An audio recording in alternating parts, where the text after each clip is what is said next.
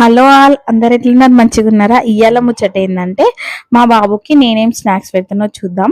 ఇది వచ్చేసి పాప్కార్న్ చేస్తున్నాను అనమాట. ఇంకా హోమ్ మేడ్ అయితే చాలా మంచిది కదా పిల్లలకి, హెల్త్కి కూడా అని చెప్పేసి ఇదైతే మొక్కజొన్న గింజలు అయితే తీసుకొచ్చిన, కొంచెం ఆయిల్ వేసిన, కొంచెం పసుపు వేసిన అనమాట. వేసిన తర్వాత ఇంకా పాప్కార్న్ గింజలు అయితే అందులో వేసేసి మూత పెట్టేసిన, మంచిగా అయినాయి అనమాట. ఇంకా లాస్ట్ ఇట్లా మిగిలితాయి కదా, ఈ పాప్కార్న్ కాకుండా ఉంటాయి ఆ గింజలు, చాలా టేస్ట్ ఉంటాయి, మంచిగా అనిపిస్తుంది. మీకు ఎవరికైనా నచ్చుతుందా లేదా కామెంట్ చేయండి. ఇంకా అదొకటైతే బాక్స్లో పెట్టేసుకున్నా. తర్వాత ఇంకా మేమైతే వీటిని బొంగులు అంటాము, ఇంకా పేలాలు కూడా అంటారు. ఇంకా మీరేమంటారో కామెంట్ చేయండి. వీటిని కూడా కొంచెము మంచిగా క్రిస్పీగా రావాలని చెప్పేసి కొంచెం రోస్ట్ చేస్తున్నా అనమాట. సో చేసిన తర్వాత ఇంకా అదే ప్యాన్లో అయితే కొంచెం ఆయిల్ వేసుకున్నా. సేమ్ మనం తాలింపు పెట్టుకుంటాం కదా అట్లనే అనమాట. సో జీలకర్ర, శనగపప్పు, ఇంకా పల్లీలు, పుట్నాలు, కాజు ఇవన్నీ వేసుకోవచ్చు.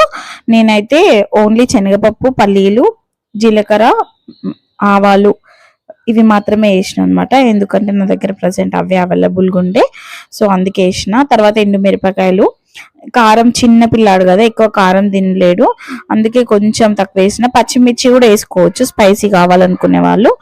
తర్వాత కరివేపాకు వేసుకొని కలుపుకొని కొంచెం ఫ్రై చేసుకోవాలి. ఇంకా లాస్ట్లో కొంచెం పసుపు అయితే యాడ్ చేస్తున్నా. ఇంక ఇది ఫ్రై అయిన తర్వాత ఇంకా బంద్ చేసుకొని అందులో మనం ఆల్రెడీ రోస్ట్ చేసి పెట్టుకున్న పేలాలు ఉన్నాయి కదా అవి వేసుకోవాలి.